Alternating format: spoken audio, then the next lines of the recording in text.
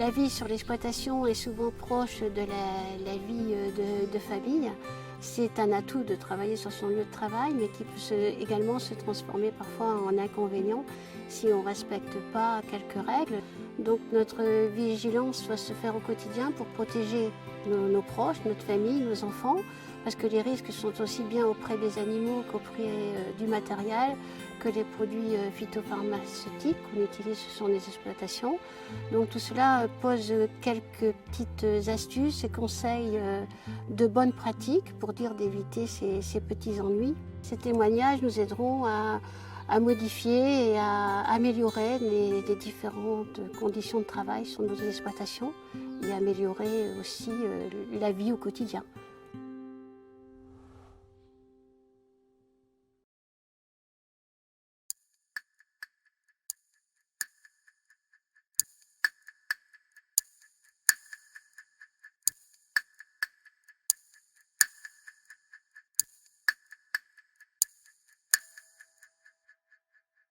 Sur la pulvérisation, les bons réflexes, c'est en premier avoir son tracteur propre, la cabine propre.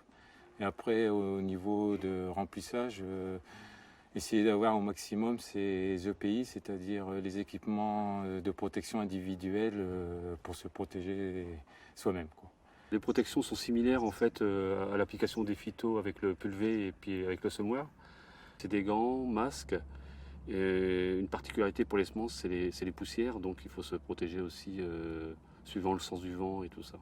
Par contre, je commence par ça, par les EPI. Donc avant que j'intervienne sur mon pulvérisateur, s'il me manque quelque chose, j'ai rien fait sur le pulvérisateur, donc je suis libre. Pour moi, le comptablier, c'est celui qui va bien mettre, c'est-à-dire assez rapidement, qu'il soit efficace, c'est-à-dire qu'il protège tout l'avant du corps. J'aime au maximum les produits, donc déjà la forme du bidon, la contenance en 5 litres me va bien, ils sont faciles à mettre dans le bac incorporateur. Les bidons de 20 litres déjà sont déjà plus lourds, du fait qu'il n'y a pas d'appel d'air, ça coule par un coup et on est éclaboussé. Donc j'évite ces bidons-là ou en poudre j'évite parce que on a du mal à diluer et on a tendance à avoir des accidents parce qu'on veut le diluer, on s'éclabousse en même temps.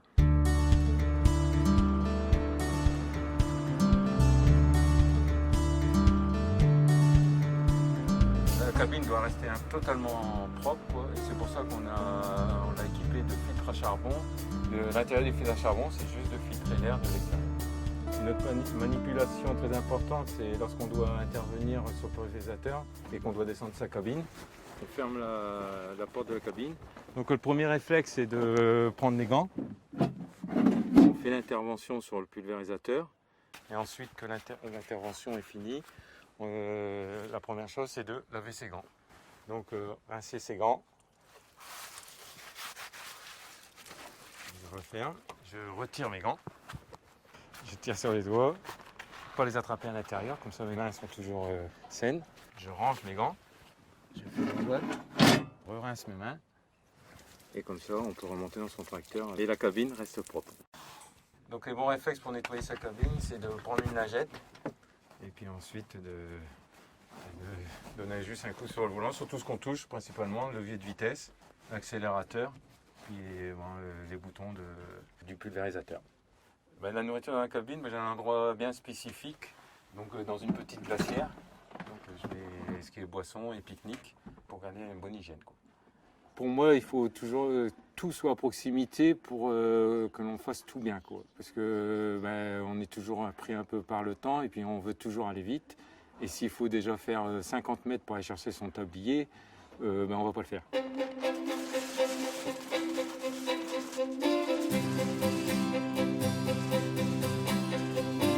Je suis agricultrice dans une exploitation plus tournée vers l'élevage, avec des vaches laitières, des taurillons et un peu de céréales. Notre maison est sur l'exploitation, c'est beaucoup plus facile pour de l'élevage. Donc tout est lié, le lieu professionnel et le lieu privé. On essaie de séparer la vie professionnelle de la vie personnelle, donc en ayant des lieux qui sont dédiés à la vie de la famille et des lieux qui sont professionnels.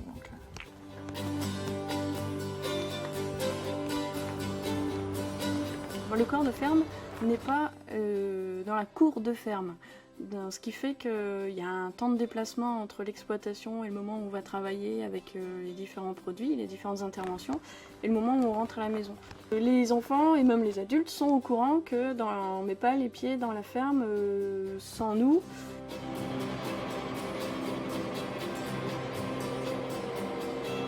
Nous habitons sur l'exploitation, donc il y a un petit peu mélange entre vie professionnelle et vie familiale. Et de ce fait, on a choisi depuis quelques années de différencier l'entrée de l'exploitation de l'entrée de la maison. Dans un premier temps, une entrée professionnelle qui nous permettait de faire passer des outils plus grands et d'autre part, pour la sécurité des enfants, le fait d'avoir une cour séparée, il n'y a plus de contact avec les tracteurs en mouvement. Autrefois, j'utilisais facilement mon véhicule personnel pour aller rechercher mon mari au champ. Et maintenant, le fait que le véhicule utilitaire ne soit plus dans la cour, je vais plutôt aller chercher le véhicule professionnel pour aller le rechercher au champ.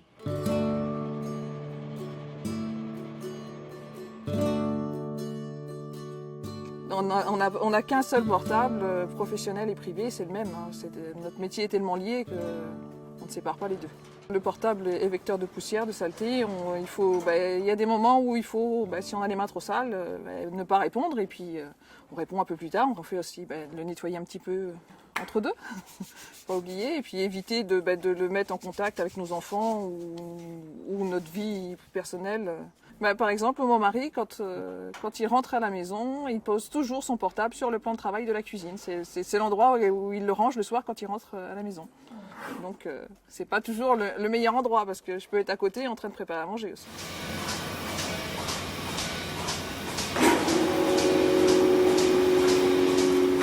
Oui, je porte mes lunettes au quotidien, que ce soit au travail ou à la maison. Donc, je les ai en permanence sur moi. Il suffit d'un coup de queue de vache et puis les lunettes s'en remettent en place. Donc on les touche et on met des poussières ou des microbes dessus. Mon épouse m'a permis de me prendre conscience que les lunettes pouvaient véhiculer des poussières ou autres, et donc qu'il fallait y faire attention.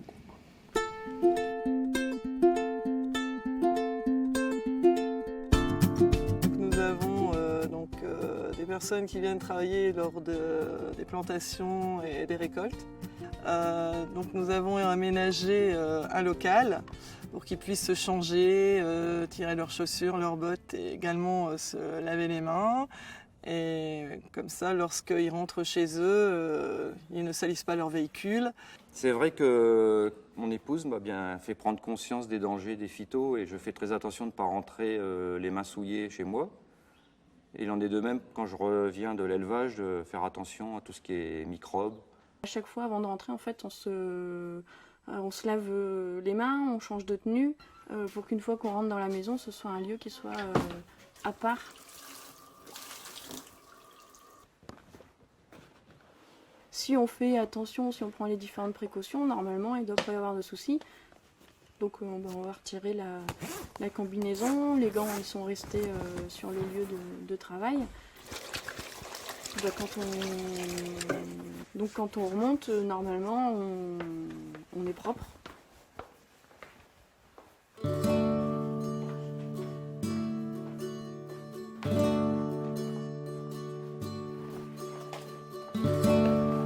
J'ai un lieu de vie et j'ai un lieu de travail. Dans chaque lieu, j'ai utilisé une machine à laver différente. Dans l'une, je lave le linge de famille et dans l'autre, sur le milieu professionnel, je lave le linge de ferme. Je n'ai pas envie de mélanger le linge professionnel où il y a pu y avoir des traces de déjection ou des traces de produits phyto avec mon linge de famille. Aussi parce que les agriculteurs ne sont pas forcément au courant qu'ils ont la possibilité de faire passer l'achat d'une machine à laver sur la comptabilité.